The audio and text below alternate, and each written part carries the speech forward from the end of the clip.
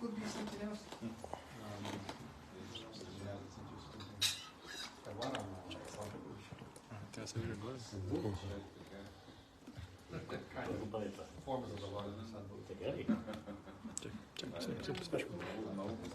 Аз се чудвам къде е за това.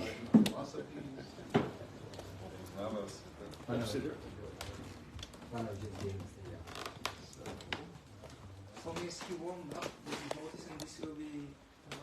But this is not weekend. This is right. По-скоро по-нататък го бутим. Той е много малък става така. Екранът трябва да се разпи.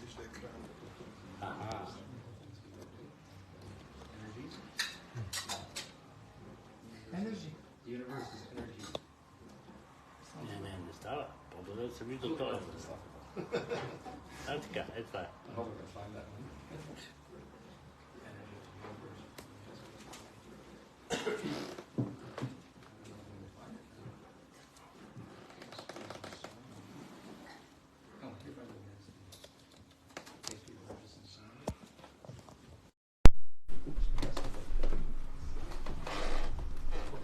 We were talking about sound the other day.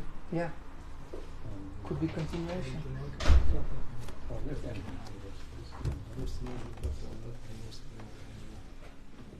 And the sound has form. And lost sound. Sound good. Earthly death.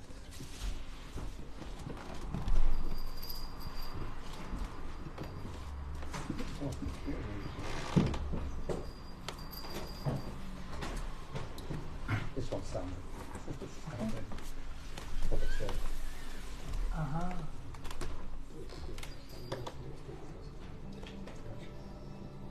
Interestingly, it's not showing there. It's not. Oh, okay. I think we press something. What do we have to press here? There was something. Press Function, something. Maybe it's function. Function 8? That doesn't work.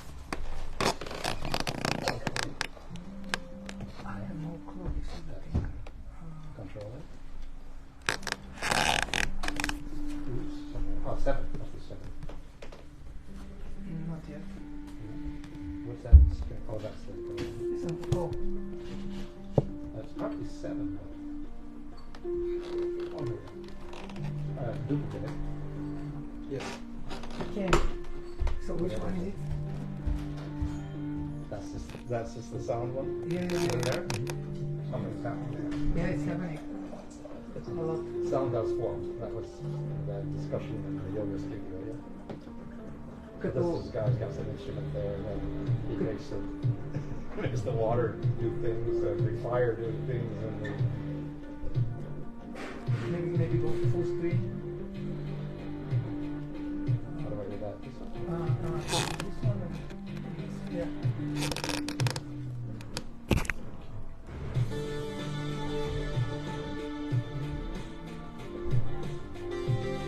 Тези, които са били в долу на Петър Верон, там говорихме за това как духа има форма и може да видите тук някои хора използват това, използват различни елементи, течности, флуиди, газове, пламъци, ще видите. И звуковите вълни придават форма.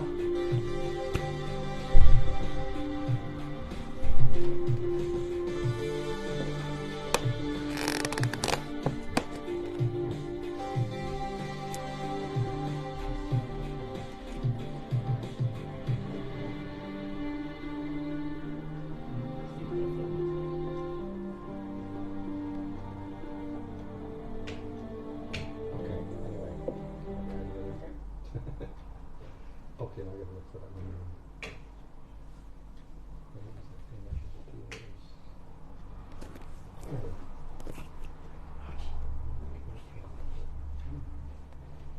Oh, just go ahead and go on the screen.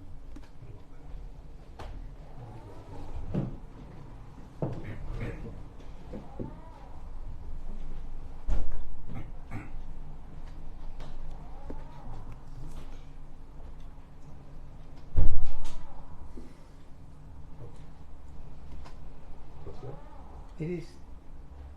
It's good. Full screen? Yes. Oh, okay. Okay. This is one.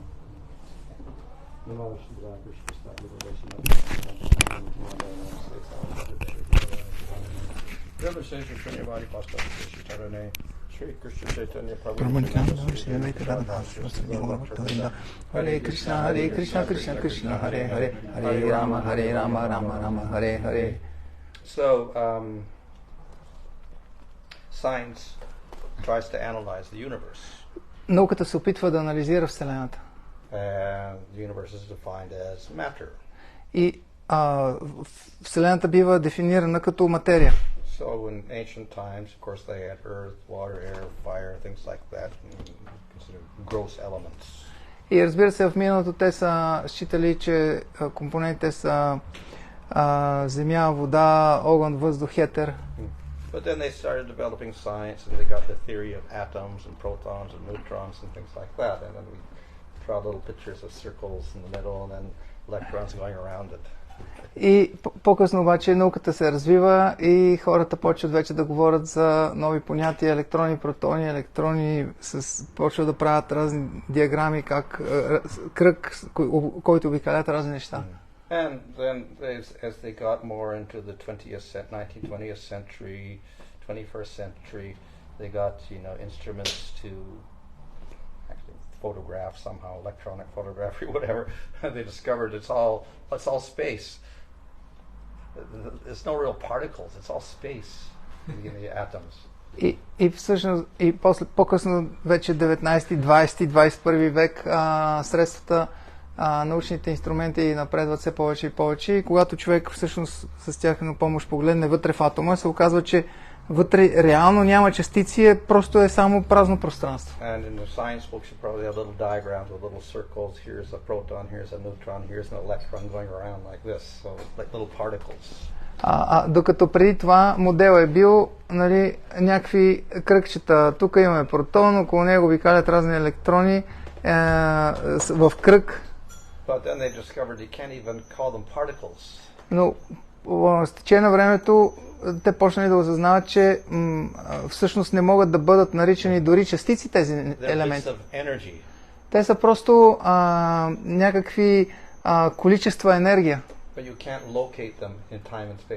Но ти не можеш да ги хванеш в времето и пространството, не могат да бъдат локализирани.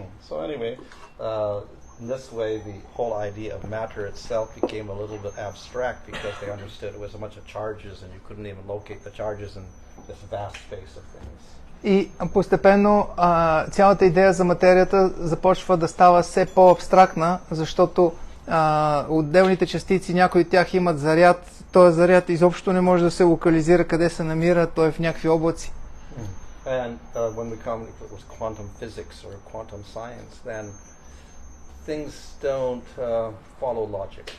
И следващата стъпка, когато се появява и квантовата физика или квантовата механика, там нещата изобщо излизат извън рамките на логиката.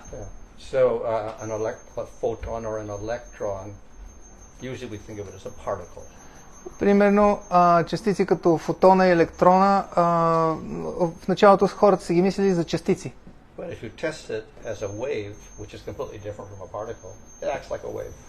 Но ако бъдат подложени на експерименти, където те са третирани като вълни, а вълната е нещо съвсем различно от частицата, тогава тяхното поведение е като на вълна. And if you test it as a particle, it will act like a particle.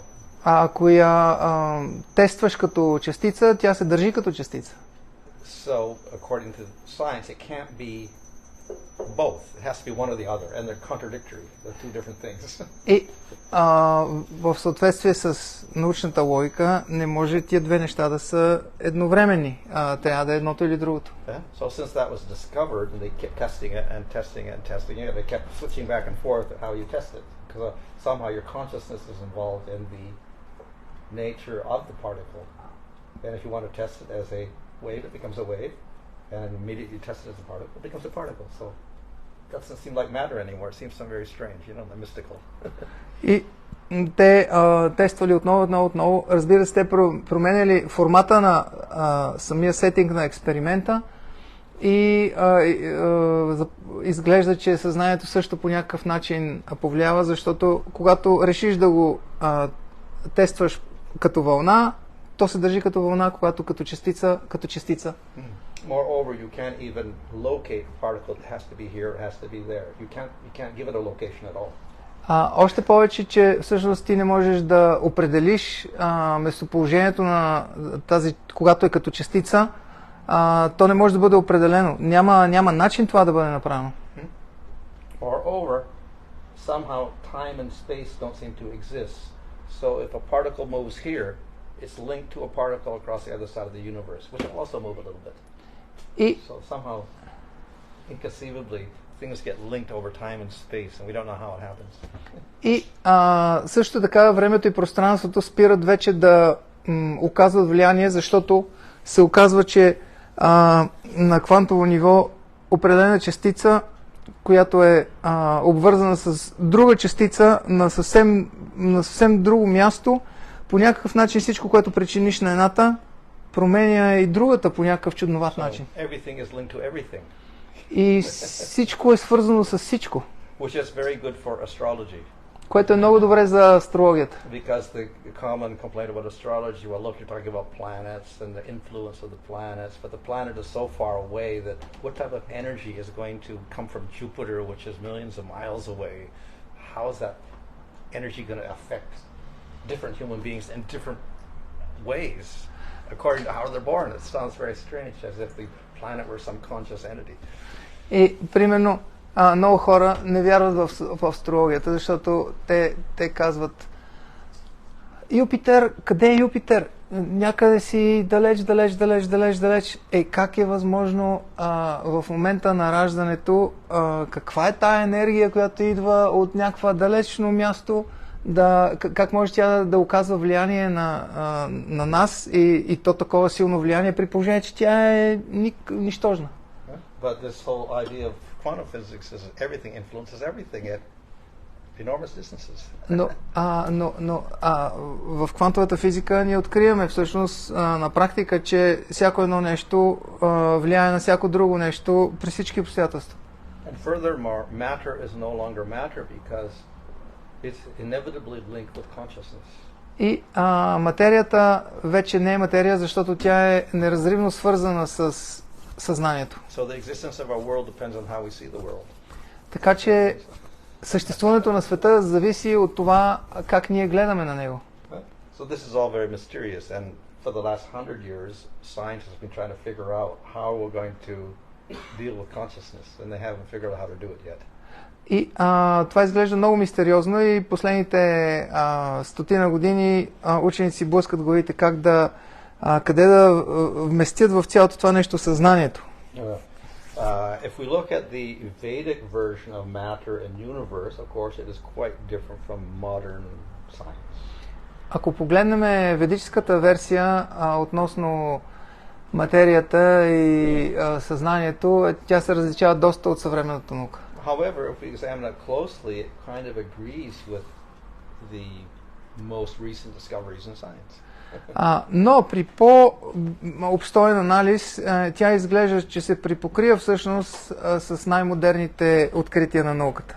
So in the Bhagavatam we have what we call Maya, this whole world of, material world. В Бхагаватам ние имаме това, което се нарича Майя, съвкупната енергия на целия този материален свят. Material world. Some of it is not matter, it's not substance. That is time and karma. Някои от компонентите не са материя, а и това са времето и кармата.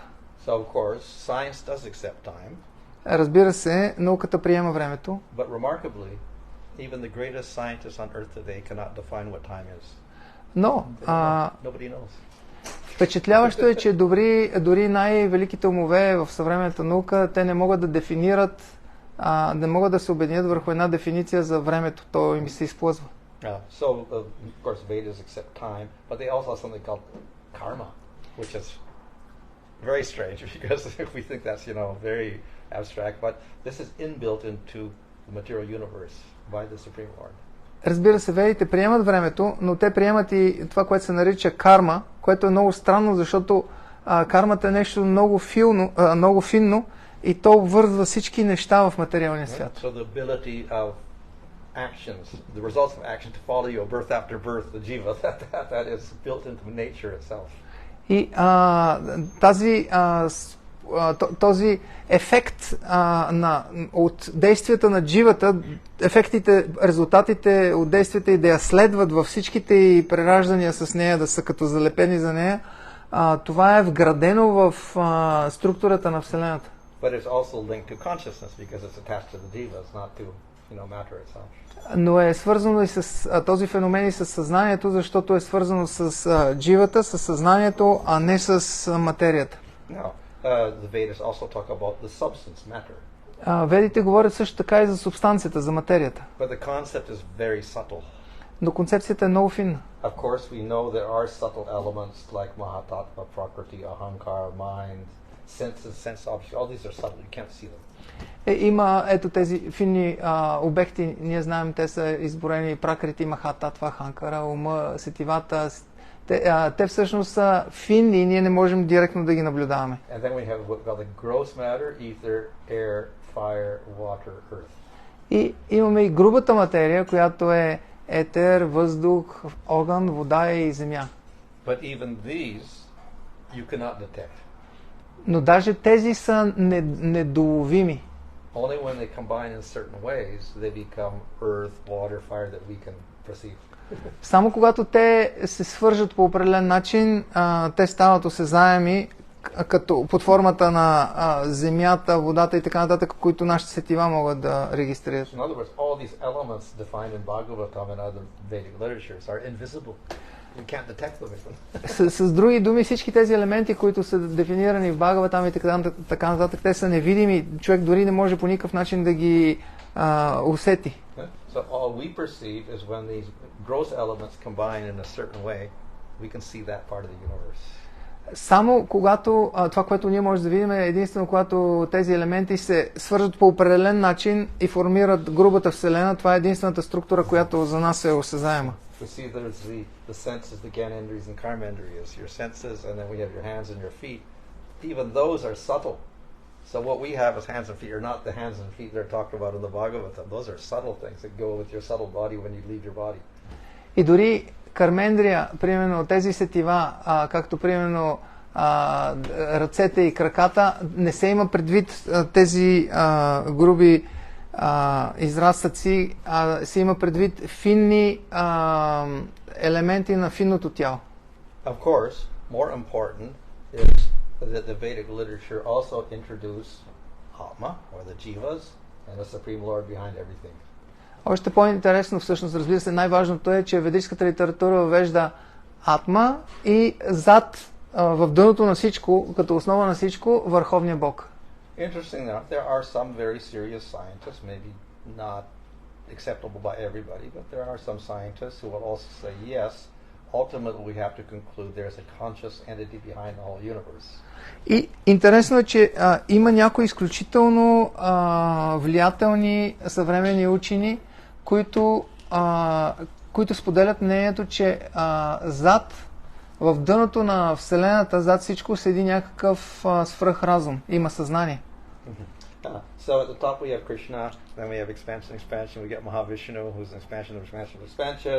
He glances over Prakriti, and mixes in with Kala, time, karma, etc. Puts the outline there, and then we get the universe coming out with all the different elements like Ahankara, etc. И имаме Кришна, разбира се, който е в началото на всичко. Той експандира.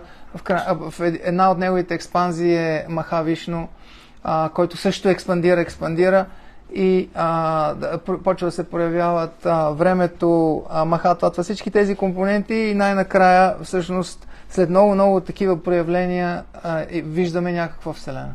So Prakriti is invisible, but when Mahavishnu glances, it transforms into something which is detectable, not by us, but it's a little detectable. But that transforms into Ahankara. Ahankara gets affected by the three gunas, Sattva, Rajas, Tamas. И когато Махавишну поглежда Пракрити е нещо съвкупна материална енергия, която ние по никакъв начин не е доловима за нас. Тя е финна.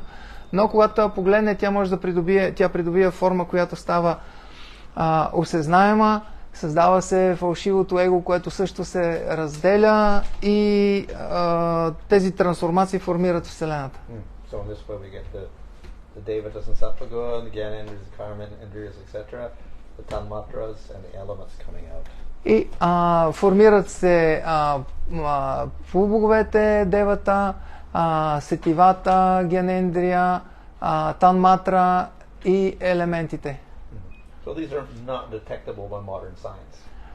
Всички тези категории не са извън полезрението на съвременната наука. But of course, more important as I said are the atmas of the jivas, who are innumerable points of consciousness. Но по-интересното са атмите или дживите, които са безбройно много искри от съзнание. So they can know, they can do, they can experience. Те могат да знаят, могат да правят и могат да изпитват.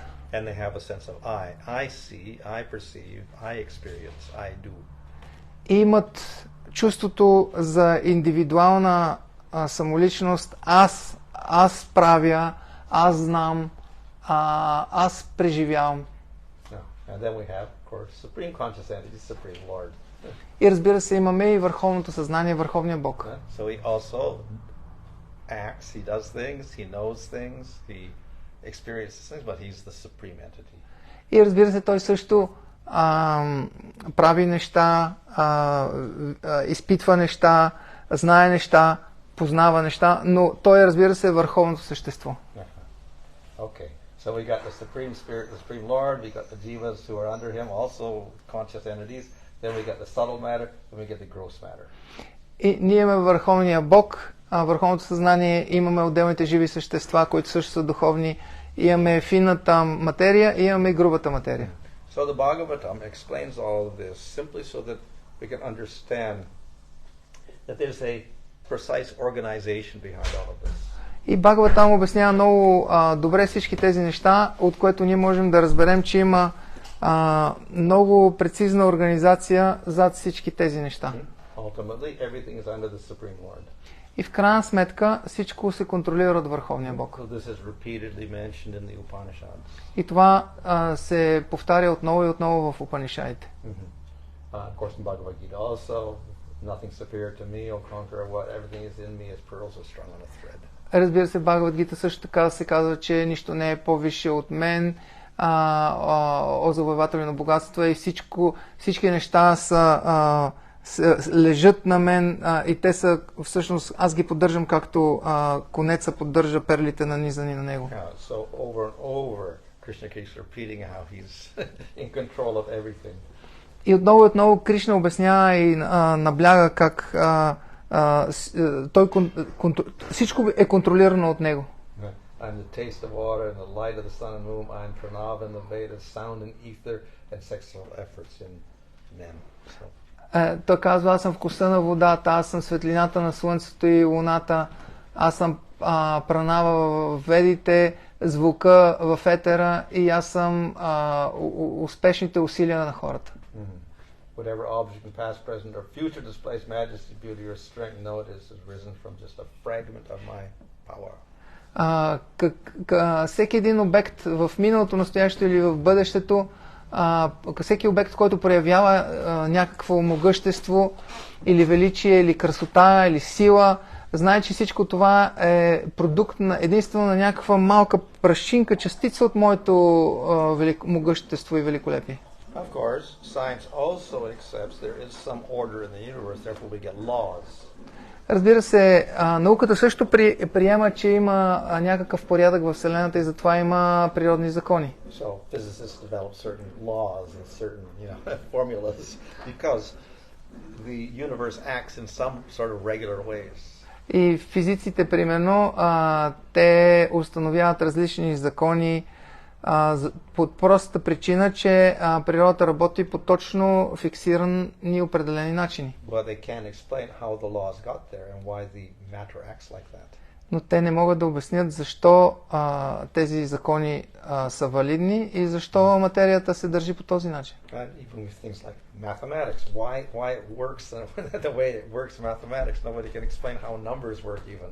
И дори в рамките на, примерно, на математиката, защо математиката изобщо е функционална и защо нещата са направени точно по този начин, никой не може да обясни това.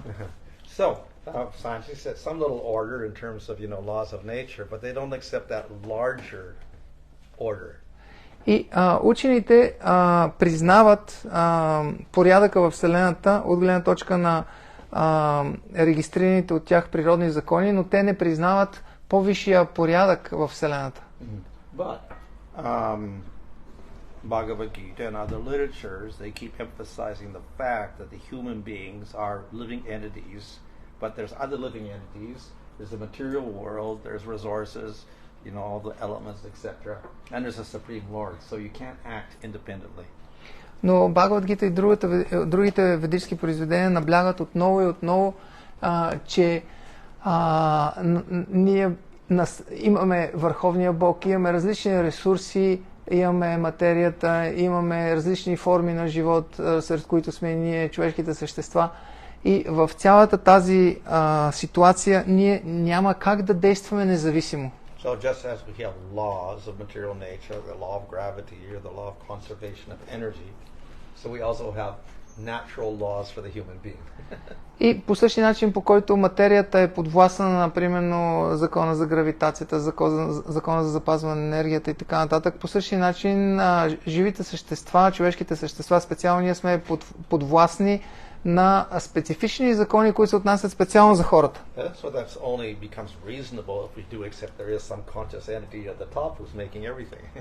И цялото това нещо има смисъл единствено, ако ние приемем, допуснем, че има някакво върховно живо същество, което е сглобило и активирало цялата тази система.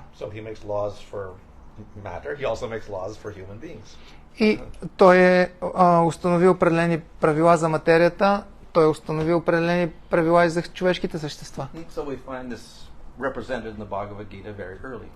И ние виждаме тази идея представена в Бхагавад Гита много рано.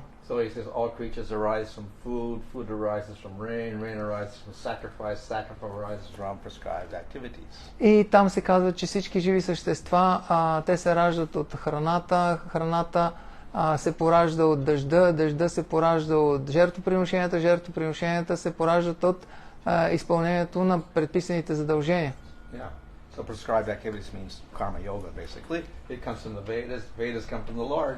So therefore, the Lord is prescribing everything for the human being in terms of his food, the resources, etc. И предписаните задължения представляват всъщност жертвоприношенията, които трябва да бъдат извършвани, и те са дадени във ведите, а пък ведите възникват от Върховния Бог. Затова всъщност да. Yes. Okay, so we have a little cycle here. We have the Lord, he produces the Vedas. The Vedas give us rules for sacrifice in the larger sense, all the different rules, including worship, by which you get the rain. And without the rain, you don't get the food, but then you get the food, then you eat food, you support your body. and then you can go back and do yagya again, which means you worship the Lord, and then the Lord gives more. So we get a little rule for the human being. You have to worship the Lord, then the cycle fits, and we can survive.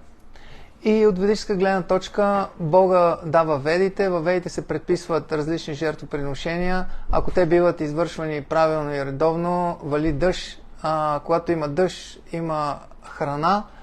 Когато има храна, ние поддържаме тялото си, имаме сила и енергия да извършваме още жертвоприношения и по този начин този цикъл се върти. Ние можем да го правим отново и отново и отново.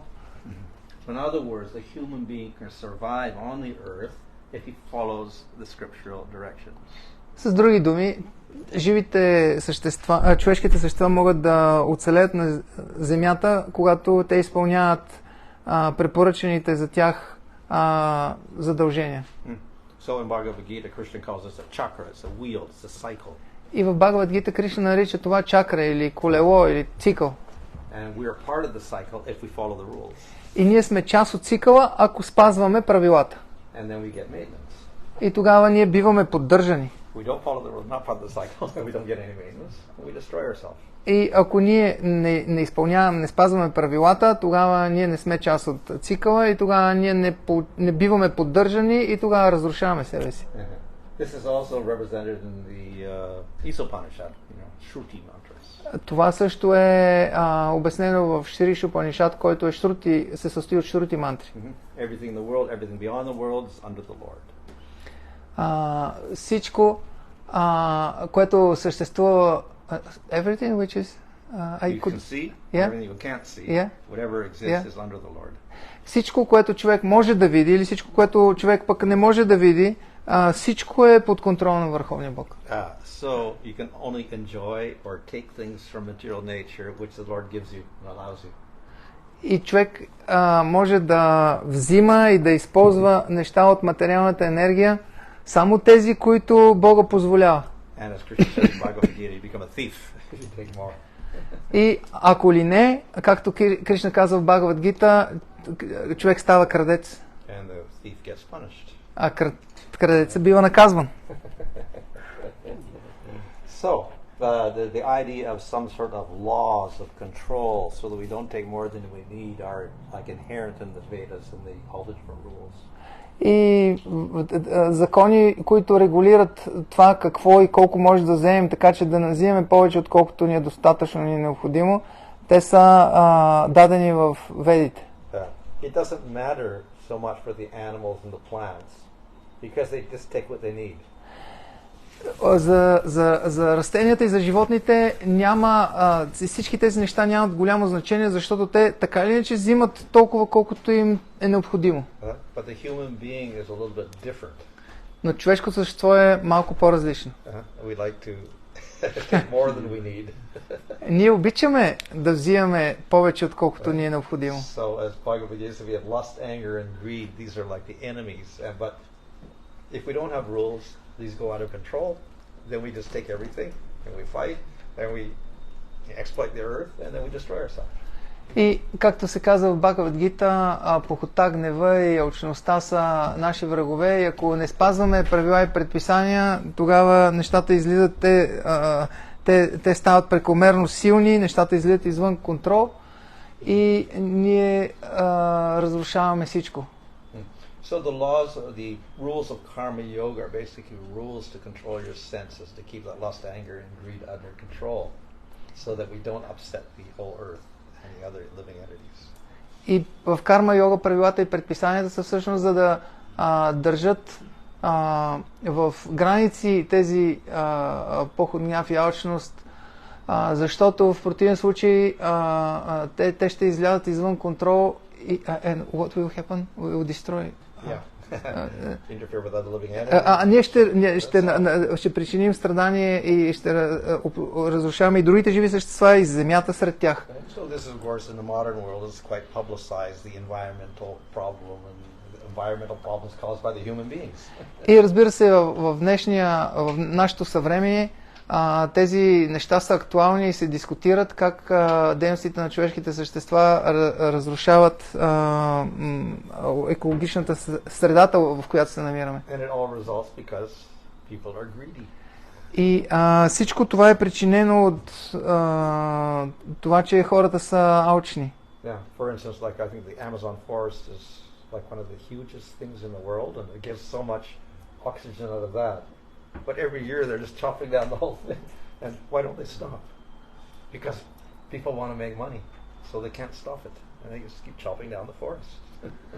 И примерно джунглата в Амазонка, тя е една от всъщност най-голямата, един от огромните, тя е огромна и тя е един от най-главните фактори в света за производство на кислород. Но тя бива изсичана и това не може да бъде спряно по никакъв начин. Защо не може да бъде спряно? Защото хората от това нещо правят пари и никой не може да ги спре. It's Adama actually. So in the first canto of Srimad Bhagavatam, there's an example of Parikshit meeting the bull and the cow. В първа песен на Шримад Бхагаватам е даден един пример как Парикшит Махарадж среща един бик и една крава. And Kali the king is beating the bull. И царя Кали бие бика. And the legs are getting destroyed. И той му разрушава краката. And the cow is standing there crying. А кравата седи отстрани и плаче. Yeah, so the cow is a symbol of the earth. Кравата е символ на земята. And the bull is dharma, the laws to control all of our lust, anger, and greed. Бика е дарма, или това са законите, които контролират нашите похот, гняв и алчност. So Kali Yuga is destroying all the laws, so therefore earth is suffering, earth is crying. И Кали Юга разрушава всички закони и норми, и затова земята страда и плаче. So we know when the cow suffers, they will not give milk. И ние знаем, че когато кравите страдат, те спират да дават мляко. So when the earth suffers, it will not give you the necessary water and air and whatever. И когато земята страда, тя спира да дава необходимите въздух, вода и други блага. So of course this is like symbolic, but actually it's like earth is a living being. В известен смисъл това може да се погледне, че е символично, но в същото време земята е като едно живо същество. So just as cruelty to a cow is going to give bad results, cruelty to the earth is going to give bad results also. По същия начин, както жестокостта към кравата дава лоши резултати, последствия, по същия начин жестокостта към земята дава лоши последствия. In other words, the earth is very sensitive. С други думи, земята е много чувствителна. But ultimately there's laws made by the Supreme Lord so that the human being can survive. If you don't follow the laws, then everything is upset. Но в крайна сметка има закони, които регулират живота на човешките, поведението на човешките същества, и ако тези закони не биват спазвани, нещата излизат извън контрол и всички страдат. So apart from the whole, earth and whatever and all the laws of that, we have our particular body. И да оставим на страна земята с тези неща, които до сега обсъждахме, ние имаме също така нашето, всеки един от нас има своето тяло. And though we have so much advancement in medical science, there's still a lot that is not understood. И въпреки, че имаме колосален прогрес в медицинските науки и така нататък, толкова много неща още са загадка. And it's a very sensitive system. И това тяло е една много чувствителна система.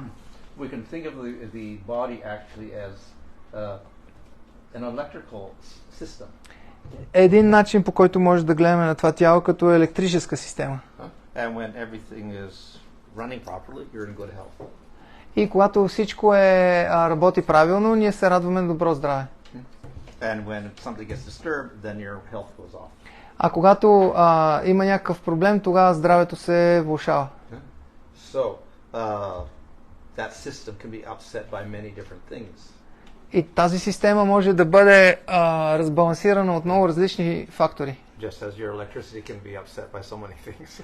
Точно както и електричеството, което използваме, може толкова много неща да го повредят. But our body is actually much more sensitive than, these physical things. А нашето тяло е толкова по-чувствително от тези физически неща. So, in this way, we have to be very careful what happens to our body.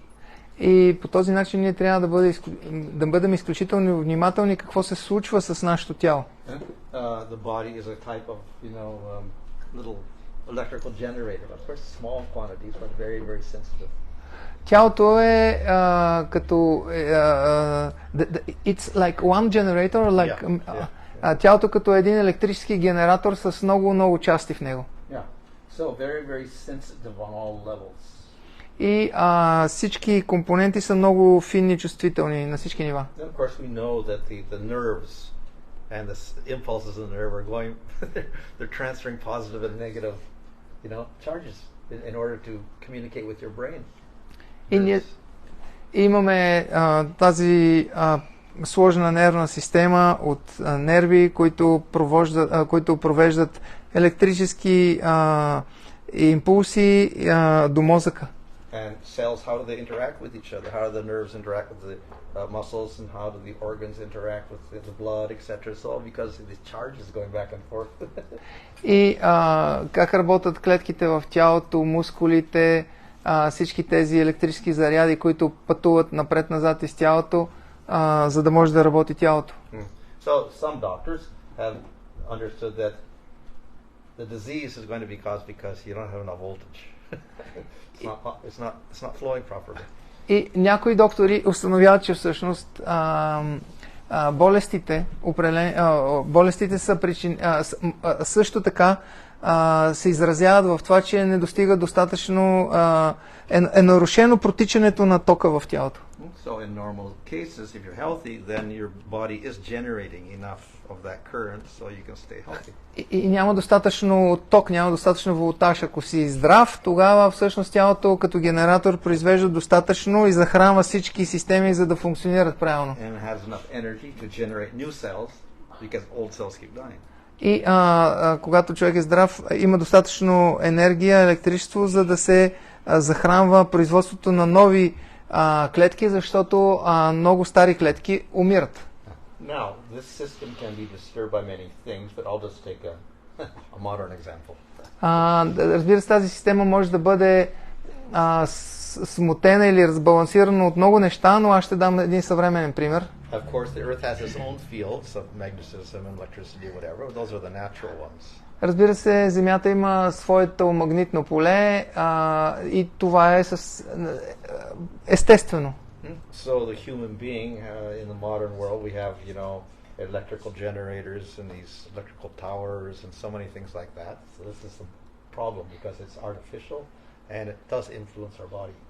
И за нас е естествено да живеем в магнитното поле на Земята, но в днешно време има толкова генератори, кули, които излъчват и най-различни други източници, които не са естествени и те смущават работата на тялото. So particularly harmful are the low magnetic electrical fields. И специално вредни са нискочастотните електромагнитни полета. So they can affect your nerves and your cells, etc. Защото тези полета влияят на нервната система и на клетките. Of course, World Health Organization is actually not harmful. It's okay. Разбира се, Световната здравна организация каза спокойно, хора, нещата са окей. Okay. But these low fields, these low frequency magnetic fields, these are what's in your cell phone. Но нашите телефони също така излъчват нискочастотни електромагнитни вълни и също рутерите. So like, all this internet and Wi-Fi, all this is everywhere now. И интернет и Wi-Fi, това абсолютно покрива цялата Земя, къде няма. And some scientists have done studies and they found, yes, affecting your DNA. It's damaging your DNA. It's affecting your endocrine systems, and causing all sorts of problems in your body. И проучванията, научните изследвания, които някои правят в тази област, установяват, че тези вълни те влияят деструктивно и на ДНК-то, влияят деструктивно на ендокринната система и всъщност развалят цялото тяло. Actually, now they see that in the modern world, people are not reproducing anymore. И примерно в съвременния свят хората все по-трудно се размножават. But this could be one of the reasons why. All Става- this electrical stuff everywhere. Възпроизводството не работи много добре, но това може да е една от причините за намаляването, за проблеми с раждаемостта, защото тези електромагнитни полета са навсякъде. Of course, we also have people that have all sorts of unexplainable diseases that no one can figure out what they are, but they are suffering, you know? So a lot of this is caused because of these subtle influences in your electrical circuits damaging your DNA, etc. И много хора се разболяват от някакви странни болести, които дори не могат да се разбере какво точно му има на човека. Пълно е с такива случаи. Голяма част от тях са една от причините, всички тези полета, на които сме изложени, които ни влияят и на генетично ниво. Of course, we've made so much advances and everyone's eager for these things, and then they had 3G, now they got 5G. И разбира се, технологиите напредват, хората бяха много щастливи, когато пуснаха 3G, сега вече сме на 5G. So 240 scientists signed a petition to the United Nations to stop this. We have not tested this. We don't even know what's the effect on human beings yet. 240 учени са подписали петиция да се задържи масовото въвеждане на тези технологии преди да бъде тествано и първо да бъде тествано, защото техният аргумент е чакай малко, ние го пускаме, но не знаем какъв ефект ще има върху хората. So, yeah, science is good, but then sometimes you don't even listen to the science. И науката по принцип си е много хубаво нещо, обаче много хора изобщо не слушат какво казва науката. So, advantages is quicker. Новите технологии навлизат много бързо. So you can send so much information so quickly. That's the idea. И всъщност хората могат все по-бързо да предават информация, да обменят информация. Това е всъщност идеята. But we don't know the effect on the human being. Но ние не обръщаме внимание, не знаем ефекта върху човешките същества. We get all this communication, but then we kill ourselves. So what's the use? И ако получаваме тази супер комуникация, но се отрепем, каква е ползата? So, you know, this is the intelligence of the human. Why we're doing it ultimately, some people are making money out of it also.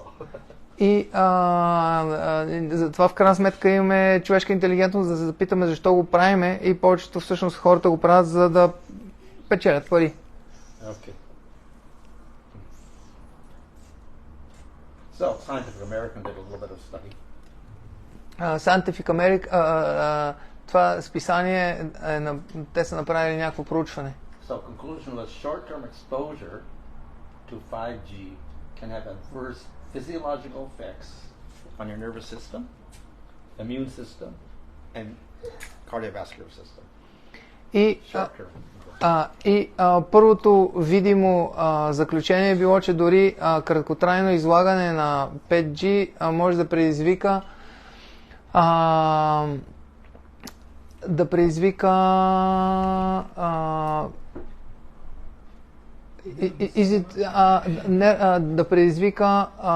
физиологични ефекти, да повлияе също на периферната нервна система, на имунната система и на кардиоваскуларната система, на сърдечно-съдовата система. So we started out with 2G, then it went to 3G, then it went to 4G, and now it's at 5G, and they haven't really researched if it's harmful or not, or they're not accepting things.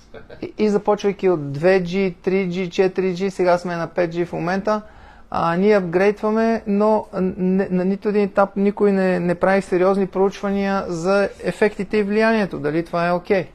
Here's your brain before you use the cell phone. Here it is after you use the cell phone. It's all inflamed. It's all red. Is this temperature? I don't know, something. И тук има скен, нали, на скенер на мозъка, преди човек да използва селфони, след като използва. So they have found that with prolonged cell phone use, there is more likelihood of getting tumors in your brain. И това, което е със сигурност констатирано е, че при прекомерно използване по този начин на клетъчни телефони, шанса за тумор на мозъка се увеличава чувствително. So anyway, maybe we should listen to the 250 scientists that said stop all this, but it's too late now because it's all over the world. 5G is everywhere. Може би е добра идея да се вслушаме в предупреждението на 250 загрижени учени, но така ли е, че вече е твърде късно, защото това нещо е повсеместно въведено. Oh, another thing, you know, the Schumann resonance we talked about, the Earth has a natural vibration, 7.85 hertz or whatever like this. That's its natural vibration. This 5G destroys it. И друго нещо, което бяхме споменали за Шумановия резонанс или за собствената частота на Земята, която е малко между 7 и 8 Херца, 5G-то я разрушава.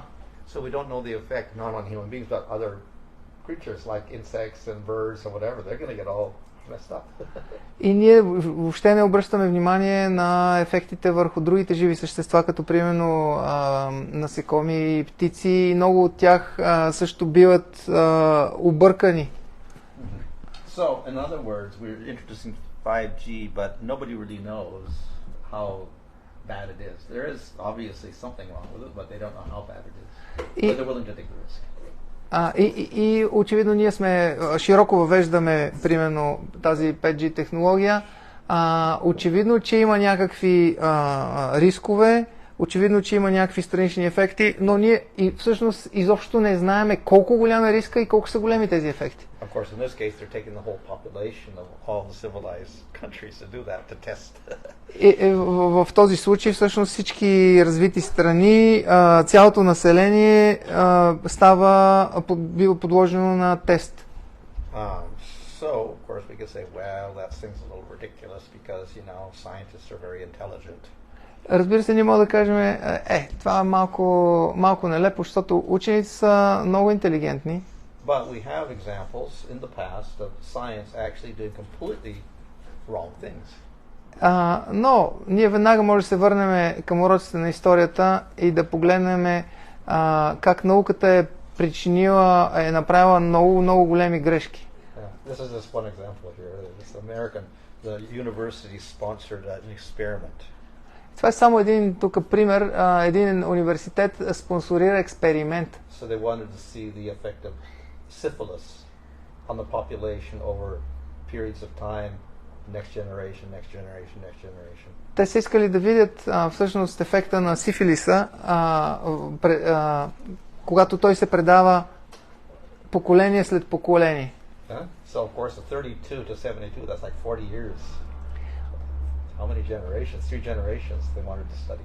И може да видим от 32 до 72 година 3 поколения примерно са участвали или повече в този експеримент. Now I think in the late 30s or 40s they got the cure for it. They discovered the cure for syphilis. И в края на 30-те, началото на 40-те, тогава всъщност са открили лекарство срещу сифилис. But they didn't give it to these people. Но те не са го дали на тези хора. They let them suffer and they let their children suffer, let their children suffer just to see the effects. Те са оставили The university's doing this. Те са оставили тези хора да страдат и децата им, и внуците им, няколко поколения, и е имало лекарство и не са им го давали, и това го прави експеримент, за да наблюдават какво ще стане. So, you know, we can't trust science all the time. Така че изобщо не можем да се доверяваме на науката през цялото време. Of course, we have, they were talking about, you know, the cells in the body and electrical currents, and that's there. But then we have this other thing we don't even know about in terms of regular science. That is your subtle body. It's also very, very energetic and also very subtle. И ние споменахме всички тези потоци енергия и електричество в тялото, всичките ни малки клетки, които се влияят от тези неща, но това е на физиологично ниво. Ами финното ни тяло, което е изцяло енергетично и много чувствително. They do have instruments now, some people, by which you can actually detect that subtle body, photograph it. И някои хора са развили инструменти, с които човек може да регистрира и да фотографира финното тяло. But they also, the people that have like clairvoyant vision or something, they can also see it. Но има и, разбира се, хора с екстра сетивни способности, които също могат да го виждат. So would they say, okay, you take alcohol or smoking, this really messes up your aura. И това, което те виждат и споделят е, че примерно ако човек употреби алкохол или пуши, цялата аура се разбърква напълно. And of course, constant stress again is going to do that. И разбира се, ако сме изложени на постоянен стрес, то предизвиква същия ефект. But what is the effect of all of these electrical 5G, 3G, whatever coming in around us? How that's going to affect your body, we don't know. А какъв е ефекта на всички тези 3, 4, 5, 6G? Какъв ефект имат? Ние не знаем. So not just the gross effects, but the subtle effects. Не само на грубо ниво, но те предизвикат и финен ефект. So we may think, wow, the gross body is more important, but actually the subtle body is more important according to the Vedas. Хората са свикнали и си мислят, грубото тяло е по-важно, обаче чакай малко. Всъщност финното тяло е още по-важно, особено според Ведите. And if the subtle body gets affected or disturbed, it'll affect the gross body. And you can't cure the gross body and cure the subtle body. Ако финното тяло се разбалансира, то със сигурност ще разцентрова и грубото тяло и никога няма да успееш да центруваш грубото тяло, докато не оправиш финното. That's why some of these ancient systems like Ayurveda or acupuncture, they're not just dealing with the physical body, they're dealing with this body also. Whereas modern medicine generally is dealing with this body, like operating on you, whatever like that, but it's not going to give the ultimate cure sometimes because the problems in your subtle body.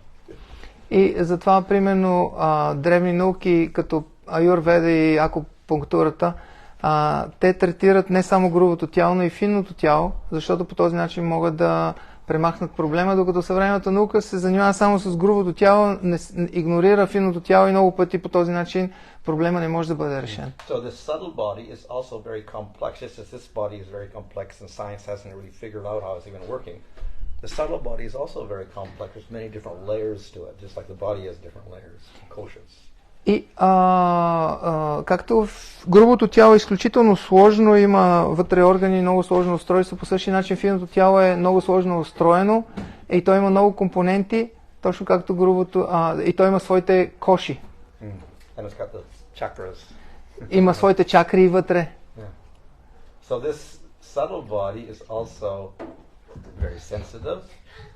And it has a natural state, like the Earth has its natural 7.83 hertz or whatever. So the body also has this natural frequency in the subtle body. И това финно тяло, точно както примерно Земята има своята собствена честота, финното тяло също резонира, вибрира с определена собствена честота. And it can be disturbed by many different things. И тя може да бъде смутена от много различни фактори. Negative emotions will affect it. Негативни емоции влияят. Stress will affect it. Стрес влияе. Substances like alcohol. Субстанции като алкохол.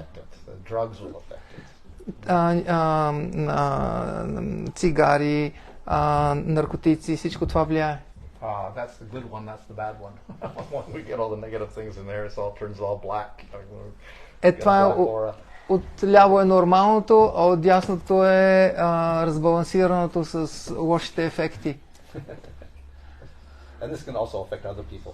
Your aura can affect other people as well. И всъщност и това влияе на другите хора, т.е.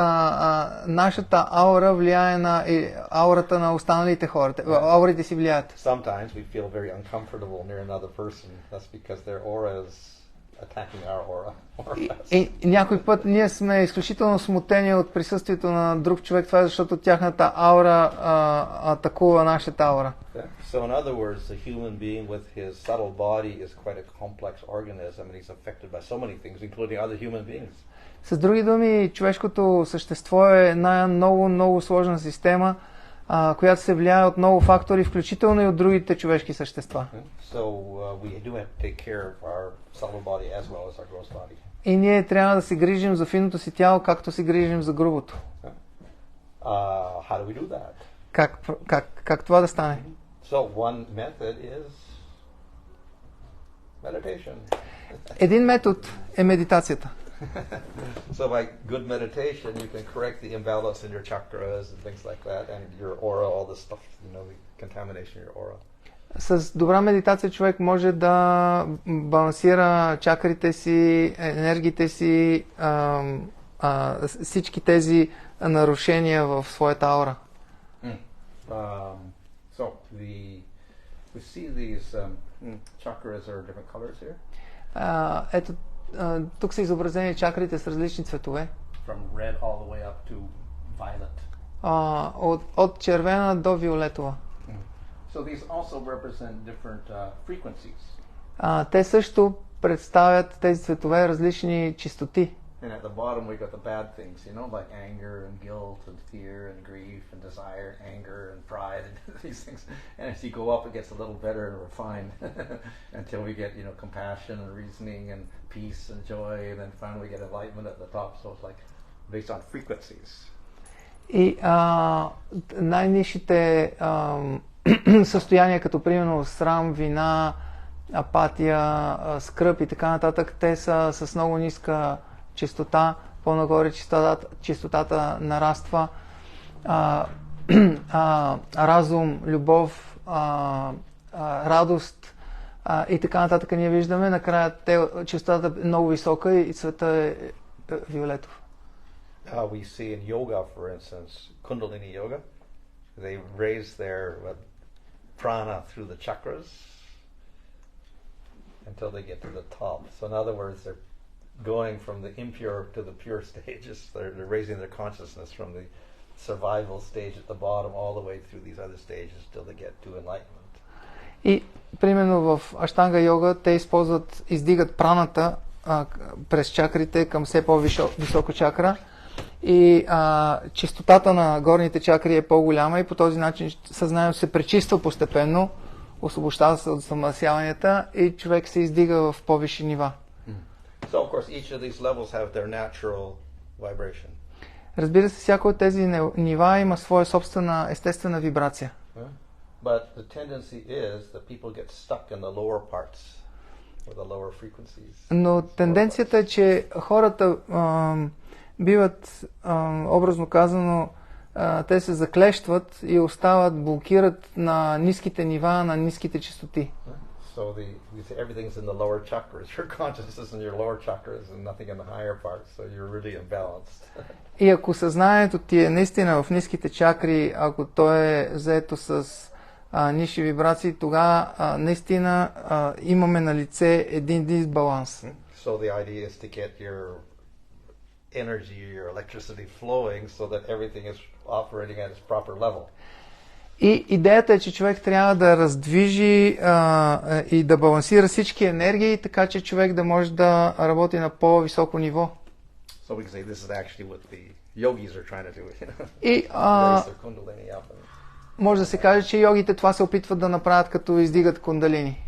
Of course, we also know that's a rather dangerous process for most people to follow. Разбира се, ние знаем, че това е по-скоро опасен процес за большинството хора да следват. And if you don't do it properly, you end up with a lot of mental problems. И ако не се прилага правилно, човек може да си навлече умствени проблеми. Which shows that the body is quite sensitive and we don't quite know how it's operating, but for instance, how can just breathing exercises affect your brain to make you go crazy, but it can do that.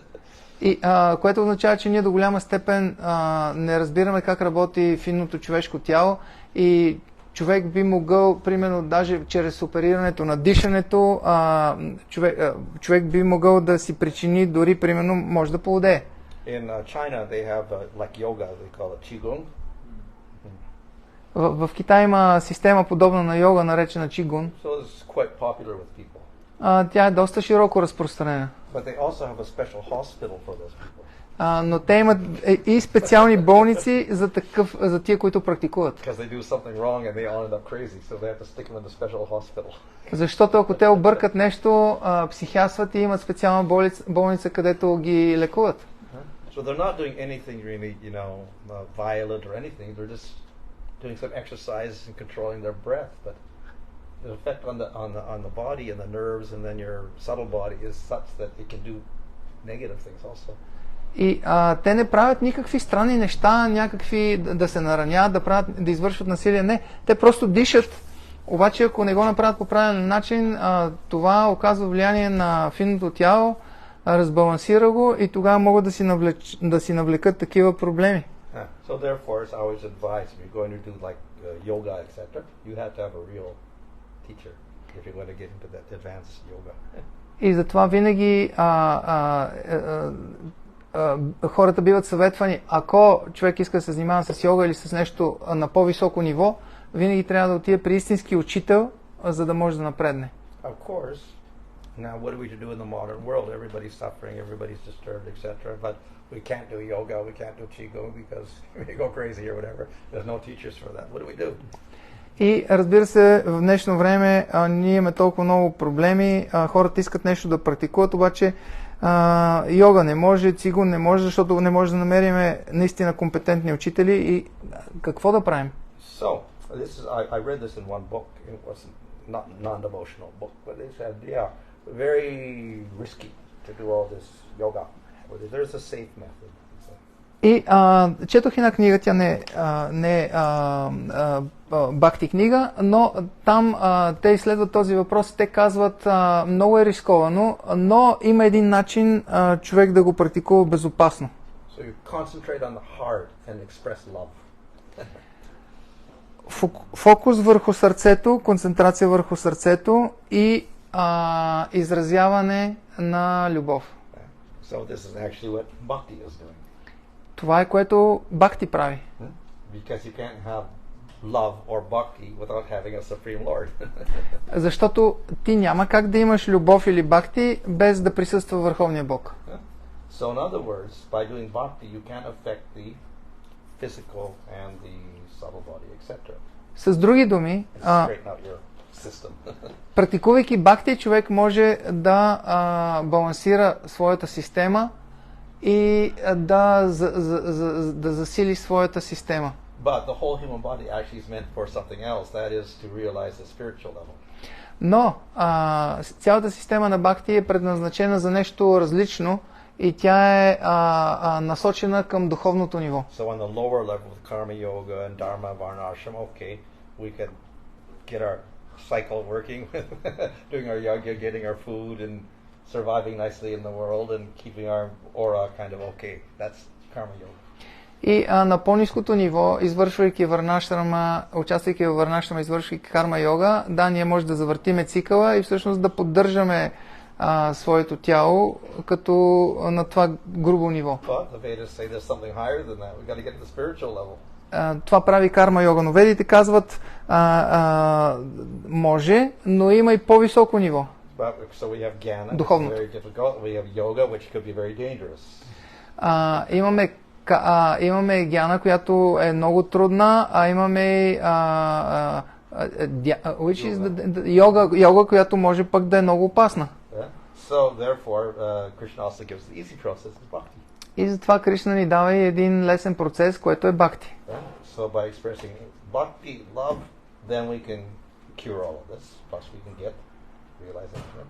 И като култивираме любов, ние можем да излекуваме всички тези неща, а можем и да получим любов към Бога, към Кришна.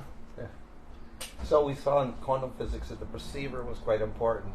If you see something as a wave, it acts like a wave. You see it as a particle, it acts like a particle. И ние видяхме в примера с квантовата механика, че наблюдателя е ключов, защото ако той възприема е феномена като частица, той действа като частица, го възприема като вълна, действа като вълна. So perception produces our reality. Нашето възприятие произвежда или причинява, генерира реалността ни. Now here in the world, in our conditioned state, everybody's got a certain perception, called material perception. So they all see the same material world. И хората в днешно време имат материално възприятие, те са се синхронизирали в едно и също материално възприятие и по един и същи начин те виждат този материален свят. But you can use the same consciousness to perceive spiritual world. Но човек може да използва също това съзнание, за да възприеме духовния свят. Just like we can perceive particle or wave, so we can also perceive material world or spiritual world. И точно както ние можем едно и също нещо да го погледнем по два начина. То може да го погледнем като частица, може да го погледнем като вълна и по същия начин този свят ние може да го погледнем като материалния свят, може да го погледнем и като духовния свят. So then the real purpose of bhakti yoga is to get us out of this perception into the spiritual perception, spiritual world. Истинската цел на бхакти йога е да промени нашата настройка, нашето възприятие и да започнем да се насочим възприятието от материалния свят към духовния свят. So I get a diagram of the vibrations and the different chakras and all that until you get up at the purple level like that. So best vibration. So that's what you get through the bhakti. И ние видяхме диаграмата от ниската чистота към по-високата, през чакрите, от червеното към виолетовото. И също това нещо може да бъде постигнато с бхакти. So of course there's unconditional love, how are you supposed to get this vibration on the proper level? И разбира се, човек може да се чуди тази безусловна любов, как да вибрирам на такова високо ниво. So, we got the mantra. Vibration. Имаме мантра, мантрата е вибрация. Frequency of love. Най-висшата вибрация на любовта. So Prabhupada says the chanting of the Hare Krishna mantra is an act from the spiritual platform. И Прабхупад казва, че повтарянето на вибрирането на Харе Кришна Маха мантра идва всъщност от духовното измерение. And thus the sound vibration surpasses all lower strata of consciousness, namely sensual, mental and intellectual. И по този начин тази върховна вибрация преминава през другите по-нисши нива на съзнание, а именно сетивното, умственото и интелектуалното. When the superior energy is in contact with inferior energy, it becomes an incompatible situation. But when the supreme marginal potency of Sajiva is in contact with the spiritual potency, Hara, that's Radha, it becomes happy, normal condition of the living entity. Когато върховната енергия е в контакт с по-нисшата енергия, се получава една несъвместима ситуация. Но когато върховната междинна енергия е в контакт с вътрешната енергия, хара, тя става щастлива и това е нормалното състояние на живото същество. The three words, namely Hara, Krishna and Rama, are transcendental seeds of the Maha Mantra, and the chanting is a spiritual call for the Lord and its internal energy, Hara, for giving protection to the conditioned soul. Тези три думи, Хара, Кришна и Рама, са трансцендентални семена на Махамантра. И повтарянето е духовен зов към Върховния Бог и неговата вътрешна енергия Хара да ни дадат защита на нас, обусловената душа. No other means, therefore, spiritual realization is as effective in this age as chanting the Maha Mantra. Hare Krishna, Hare Krishna, Krishna Krishna, Hare Hare, Hare Rama, Hare Rama, Rama Rama, Hare. Няма друго средство за това. Затова няма друго средство за духовна реализация, което да е толкова ефективно в тази епоха, като повтарянето на Махамантрата. Харибо!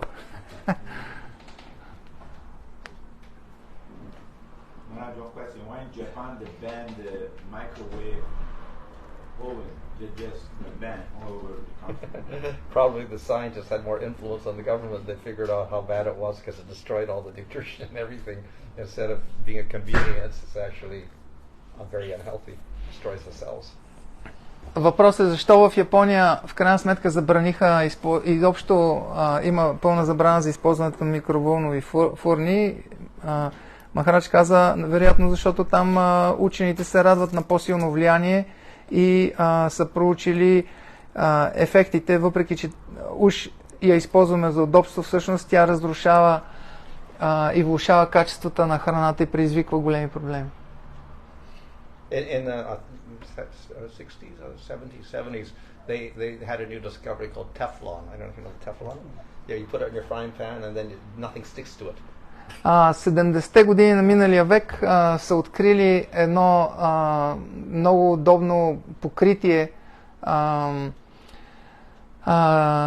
сплав, много удобно, наречена тефлон, която когато се нанесе върху съдовете, като готвиш в нея, нищо не ти залепва. So this is all made by one company called DuPont in America. И тази сплав е произвеждана от една фирма Дуплон, в американска фирма. Somebody discovered that all the workers there, a certain huge amount of workers started getting cancer. Но в един момент станало явно, че огромна част от служителите, работниците в фирмата започнали да се разболяват от рак. And it took them about 15 or 20 years to bring them to court. And so you knew that this thing was causing cancer in people because so many people were getting cancer, but you continued to produce this and sell it on the market. И започнал съдебен процес, който продължил 20-30 years? Десетки години продължил съдебния процес, докато го спечелят, докато стане накрая съвсем явно, че те са знаели от началото, обаче заради печалбата го продавали, въпреки знаят, че е вредно и за работниците, и на хората, които и продължават да го продават.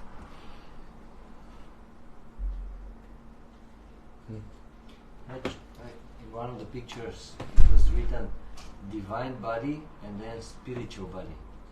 So what is the difference? Where was that? In which one? The aura. Oh, that's from some karmi book. So they don't really differ which one. One is higher than the other. That's all. What about in one place it was mentioned that the jivas, they're like small particles, sparks. Yeah. I remember somewhere I think there was comparison that they're like the particles of the rays, like the Photons. Yeah. Photons. Yeah. Well, we can only think of jiva or atma by giving material comparisons.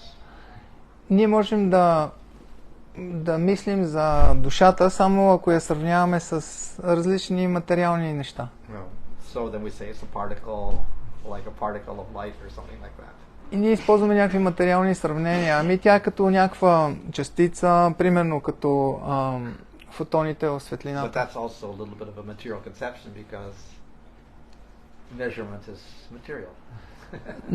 Но това също е материална концепция, защото измерванията са материални. So you can't measure the soul with a material instrument, whether it's the small or the small. It's not really subject to material measurement. Душата няма как да бъде измерена еди колко си голяма. Тя не е подвластна, не се поддава на материални измервания. But we call it a particle in comparison to the Lord who is everything. So he's one and we're small particle like that. So we use such comparisons. Но се дават различни сравнения, нали, примерно сравнение с Бога, който е безкрайен, нали, ние сме като нещо супер малко. But as we know, even matter itself, like electrons, are mystical because they change from wave to particle or whatever. So, and science can't explain it.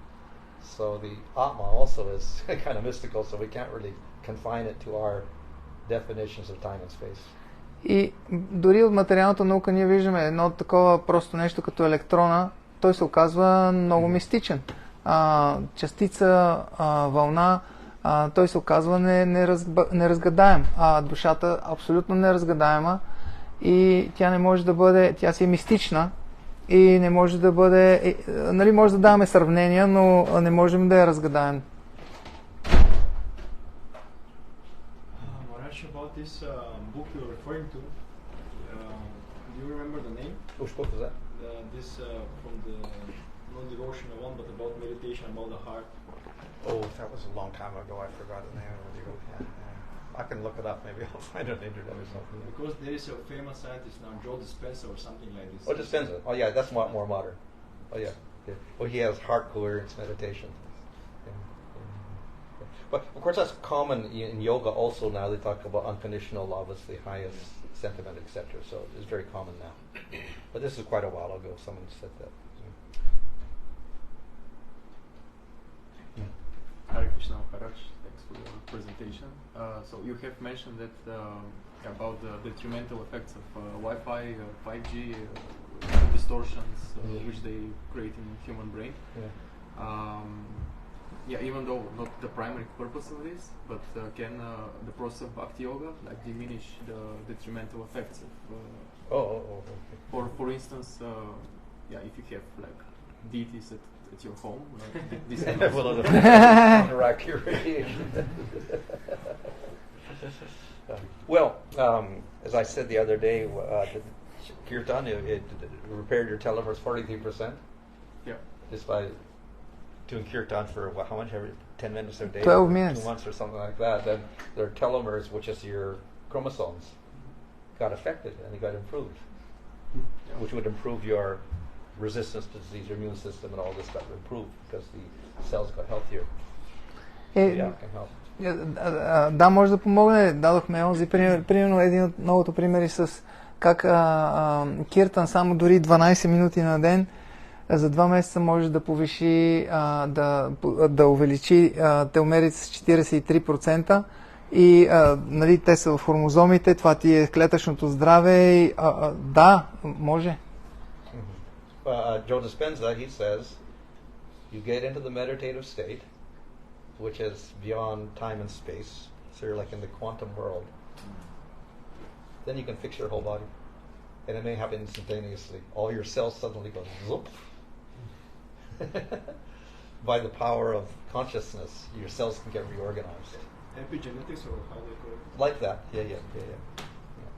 И Джо Диспенса казва, че ако човек влезе в медитативно състояние, отвъд времето и пространството, тогава в това състояние зип, изведнъж може всичките му дисбаланси да се синхронизират и да се възстановят. Човек може да се излекува от всяка болест чрез медитацията.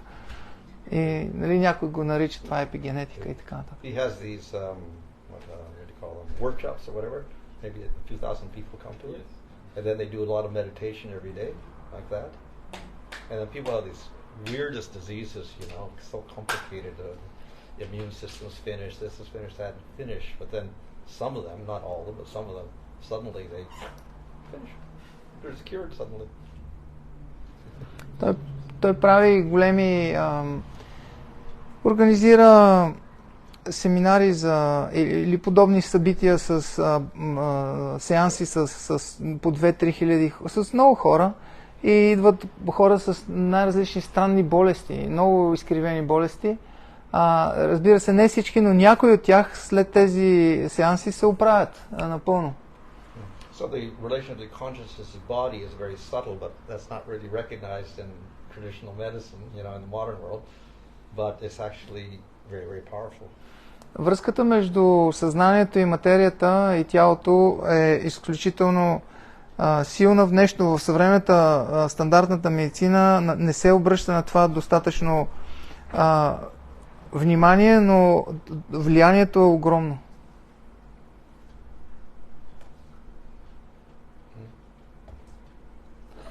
I have another question. So, for instance, nowadays, in the work which you have to do is in front of a computer. You need to use a phone. So you do this constantly, like for several hours. And at the end of the day, you're really smashed. And at the end of the day, it's for instance, if you want to chant, can't do it. Good luck. And when you actually do it, your mind is wandering all over the places. And so how can you kind of counteract this? I don't know if this will work, but there are some simple things. Take a cold bath. Okay. That will clean out your aura to some degree. I don't know how much that's done. Another thing is to get the right vibrations. I don't know if 432 hertz is going to be the one that does it.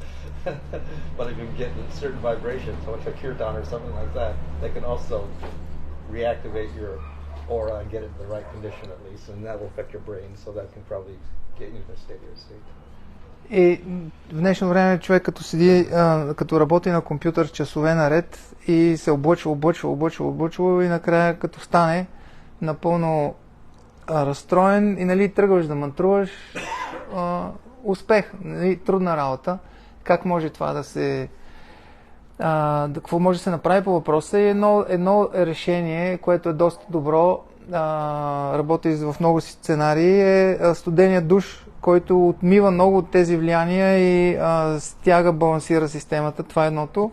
И другото е вече някаква вибрация, звукова вибрация, която примерно нали, от една страна може да се пусне 432 Hz, ама в смисъл нещо подобно. Някаква вибрация, която помага, разбира се, киртана помага и тези неща могат да ни малко да ни свестят.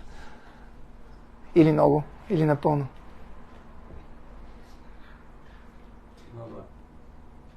Just something quick. I was thinking about what you mentioned, Maharaj, about the kirtan. 12 minutes kirtan every day. So can we say to people that some people are asking, okay, we're now participating once per week in the kirtan, but at home how to practice? So do you think it's a good advice? At least they can listen to kirtan. Everything's good. And then it's has some similar effect. Yeah. Of course, there's a kind of a little thing like hearing a recorded kirtan is an electronic sound. So it's a little bit different from an actual kirtan, where we get a living person with a jiva behind it, putting the sound vibration. So it may not have the full effect. It has something, but it may not have the full effect. But it's better than nothing. Ами, хората, които не могат да ходят на киртане, добър съвет е за тях да си пуснат да го слушат, но тук има този тънък момент, че като си пуснеш да слушаш, това е електронен звук в крайна сметка, генериран. И различно е, когато има джива, която съзнателно стои зад звуковата вибрация, но разбира се, пак е добре, пак е много добре. That's why we made it Radio Mayapur. Yeah, Radio Mayapur, so they can hear kirtan all day. Прекъсваме за реклама, затова имаме Радио Майапур, което всеки може да сърчне и да си го пуска всеки ден 24/7, най-добрата вибрация за неутрализиране на всички лоши влияния. Когато влезете сутрин в банята, пуснете си Радио Майапур. Когато готвите, пуснете си Радио Майапур. Когато чистите пода, пуснете си Радио Майапур. Когато шофирате, radiomajapur.com. Направено е за теб, точно за теб. There are devices, I don't know if they work or not, they will kind of block out those waves, electromagnetic waves. You can stick it on your phone, you stick it on the computer. Има доста такива устройства, които различни производители предлагат, които обещават, че неутрализират всички тези вълни. Някои си ги слагаш в телефона, други в компютъра. Аз искам да попитам за неща като... Окей. Не знам. Because Tulsi Prabhu, he opened his mouth also to ask. But... Искам да попитам относно неща като органит и шунгит, камъка шунгит. Доколко ли е силно въздействието относно блокирането на електромагнитните вълни и също така как може да неутрализираме ефекта от силната светлина, вредния ефект от силната светлина, която всички екрани излъчват. He mentioned two stones. Може ли да ги кажеш пак? Едното е шунгит. Шунгит. Stone. Some Russian stone? Руски? Само в Русия.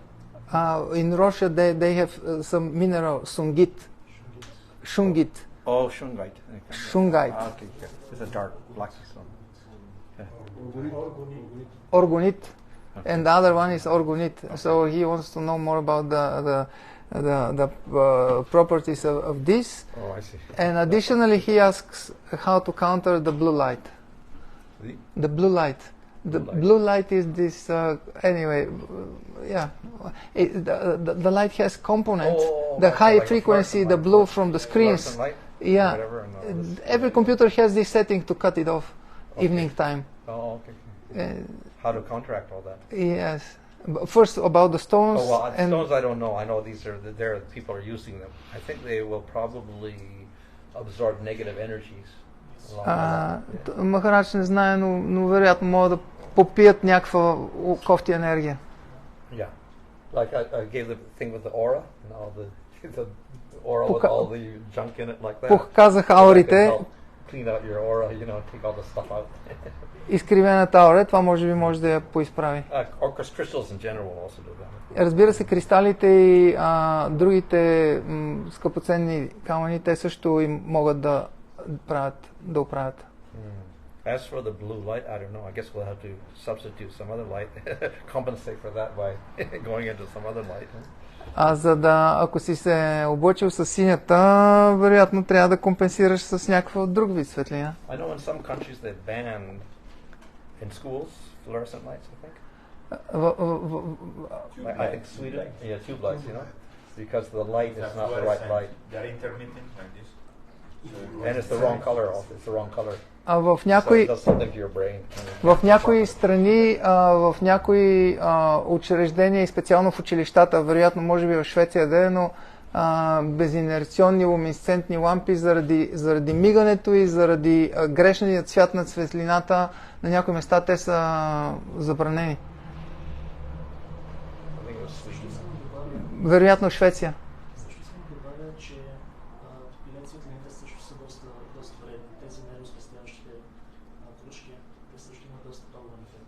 He wants to add additionally that the LED lights, which are saving energy, but they have negative effects also. Probably. All these modern inventions are convenient in one sense, but also they have their negative effects. Много тези съвременни изобретения, те са и са удобни за нещо, но имат и странични ефекти. I guess we have to go back to candlelight. Може да се върнем към да минем пак на свещи или на ги лампи. Can you elaborate on what you just said? That there is still some difference between kirtan made from a person and the recorded kirtan. Yeah. So we know that all recorded sound is basically mechanically produced, isn't it? Ние знаем, че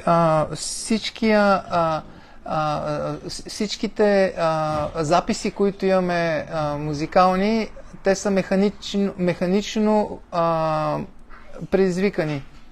It's like some mechanism is there and it's doing this and doing that and then some sounds coming out. And it may sound like somebody's voice, which is recording or whatever like that, but actually it's quite different. The source is different. И в крайна сметка записа, за да може да го чуем, той има някакви спикъри, има нещо, което вибрира и той имитира напълно човека, който или музиката, който е записан, но не е той е имитация и е различно. Compensation is that if it's a very good recording and transmission, something of the gross material structure of that sound gets transmitted. Because it reproduces exactly that material configuration of sound. И примерно, ако имаме свръхвисока аудиосистема, свръхвисоко качество аудиосистема и всичко е много високо качество, нещо се компенсира, защото на механично ниво ние имаме доста точно възпроизводство на оригинала. But then there's also the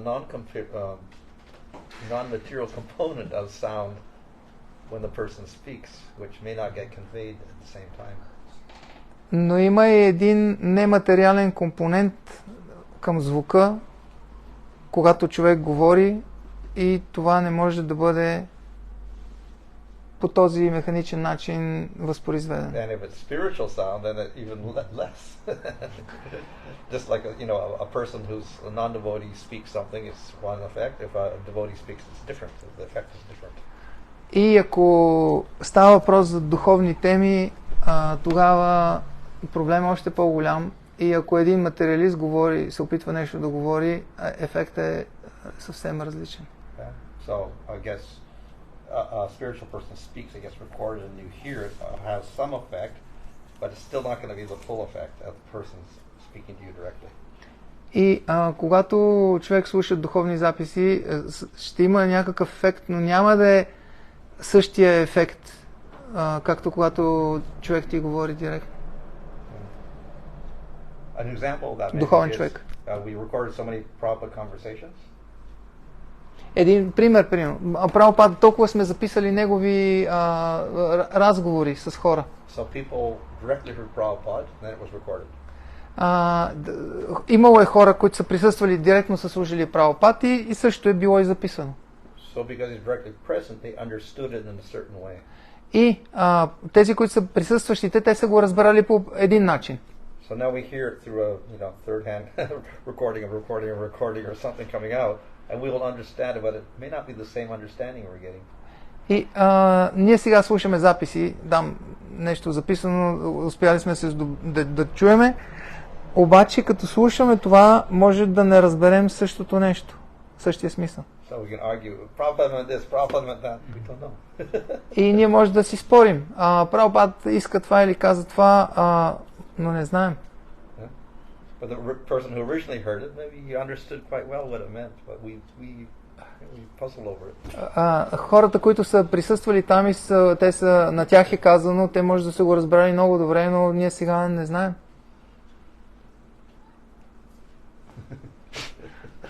So something's better than nothing, but still direct presence is better. По-добре от нищо, но личното присъствие си е по-добре. Isn't this matter connected to the context also, to what this has been said?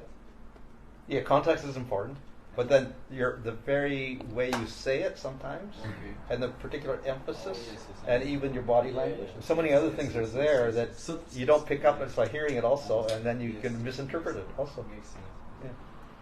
И целият контекст има значение при записа, нали, нямаме достъп до това някой път.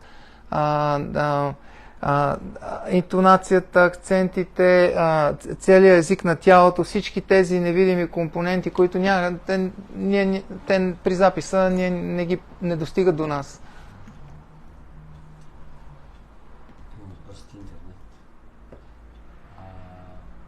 За фалшивото его има два термина, които се използват: аханкара и анатман. Каква е разликата и как точно се използват в контекста на терминологията на ведическите предписания? И как се използва тяхната същност в духовния смисъл?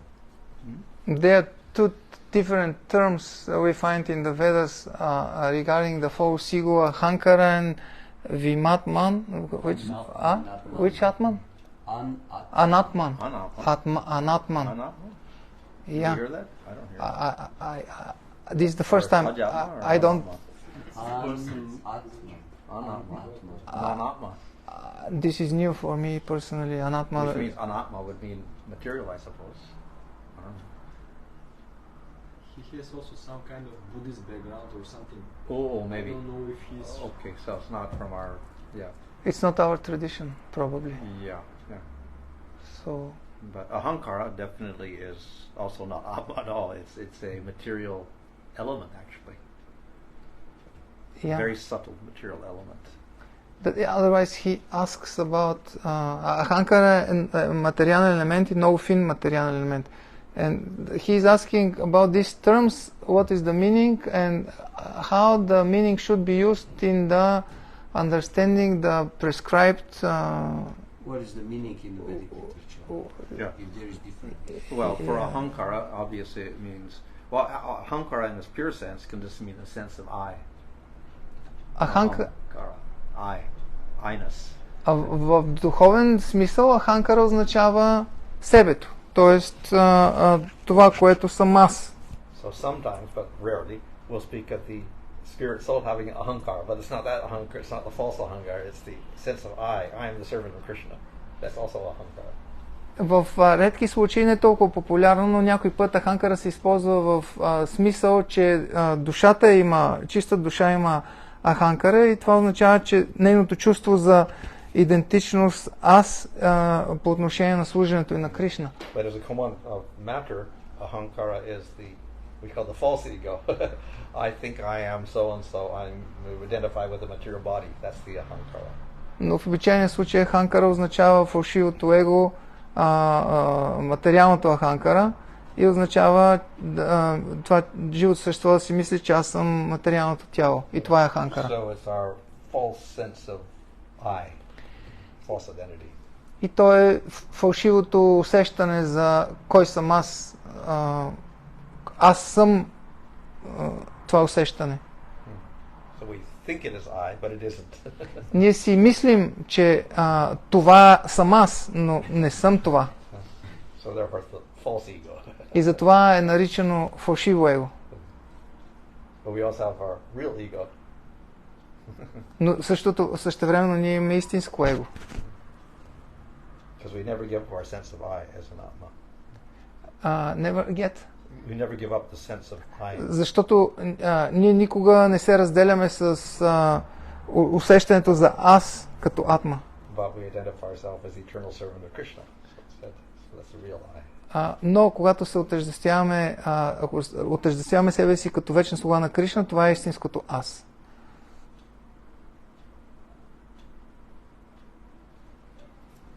Okay. Hare Krishna. Харе Кришна.